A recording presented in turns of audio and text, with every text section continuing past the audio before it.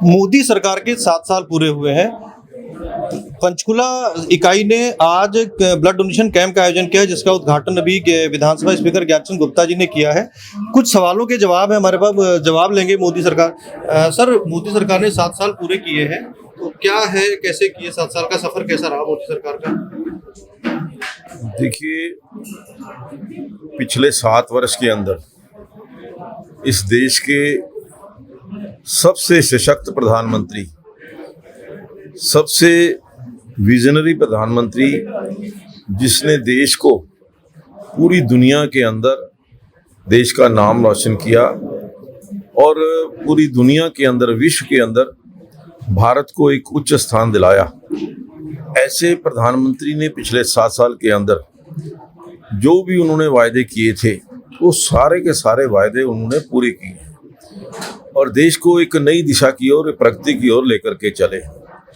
चाहे वो धारा 370 की बात थी, राम मंदिर की बात थी या 3 तलाक कानून की बात थी, ये सारे वायदे जो उन्होंने किए थे उनको पूरा करके इस कोविड काल के अंदर भी देश को किसी भी चीज़ की कमी ना हो, कोई वैक्सीन की कमी ना हो, ऑक्सीजन की कमी ना हो, किसी भी जो कोरोना का रोगी है वो किसी भी प्रकार से उसको कोई कमी ना हो। दिन रात एक करके वो खुद इस मिशन को, इस कोविड को भगाने के लिए दिन रात काम कर रहे हैं। और ऐसे प्रधानमंत्री के जब आज 7 साल पूरे हो रहे हैं, यहाँ मैं समझता हूँ कि प्रत्येक कार्यकर्ता उनकी ओर देख करके, उनसे एक शिक्षा लेकर के, उनसे एक गाइडलाइन लेकर के भारतीय जनता पार्टी को आगे कैसे ले जाना है।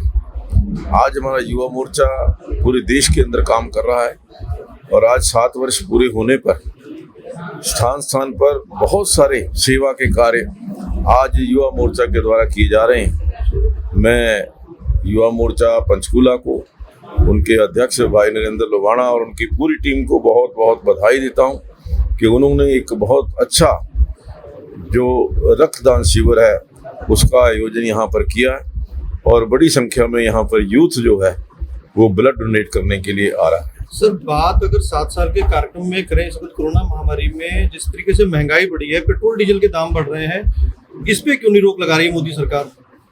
देखिए, ये बात सही है आपकी कि कुछ इस कोविड काल के अंदर जो लगभग पिछले 2 वर्ष से कोविड का समय चल रहा है, इस समय के अंदर पेट्रोल और डीजल के रेट कुछ थोड़े बहुत बढ़े, पहले भी बढ़ते रहे हैं, लेकिन अब एक चिंता का विषय है। मुझे लगता है कि इसके ऊपर शीघ्र ही मोदी जी नियंत्रण पाएंगे, इसके ऊपर नियंत्रण करेंगे और जनता को इसका फायदा मिलेगा। एक और सवाल है, मध्यम वर्गीय की कमर इस वक्त टूट गई है।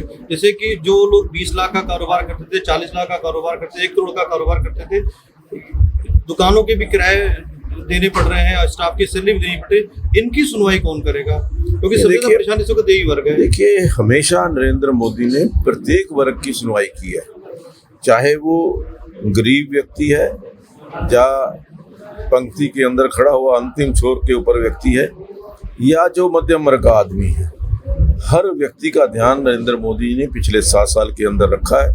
और जो ये कोविड काल आया है, मैं समझता हूँ इस कोविड काल के अंदर भी जो इकोनॉमी है, जो हमारी अर्थव्यवस्था है, उसको ठीक रखने के लिए वो निरंतर प्रयास कर रहे हैं। और आज भी हमारी अर्थव्यवस्था जो है वो उतनी ज़्यादा खराब नहीं जितनी दूसरे देशों की है। मैं समझता हूँ कि कुछ हमारी अर्थव्यवस्था पर इसका प्रभाव पड़ा है, लेकिन जल्दी ही इस अर्थव्यवस्था के संकट से हम उभरेंगे और देश आगे बढ़ेगा। एक सर्वे हुआ, आखिरी सवाल ले रहा हूँ, एक सर्वे हुआ है जिसमें मोदी सरकार की या मोदी की लोकप्रियता थोड़ी सी कम हुई है और अगले साल 5 राज्यों के चुनाव है, उसका कितना असर पड़ेगा उसके ऊपर? नहीं, देखिए, ये मैं समझता हूँ कि लोकप्रियता कम हुई है, कौन किस एंगल से किसने सर्वे किया है, ये उस पर डिपेंड करता है। लेकिन आज मैं समझता हूँ कि पूरे देश के अंदर जो भारत देश है उसका नेतृत्व मोदी के अलावा कोई कर नहीं सकता। मोदी के अलावा कोई देश के पास ऐसा नेतृत्व नहीं है जो देश को संभाल सके। केवल दोषारोपण करने से कोई नेता नहीं बन जाता।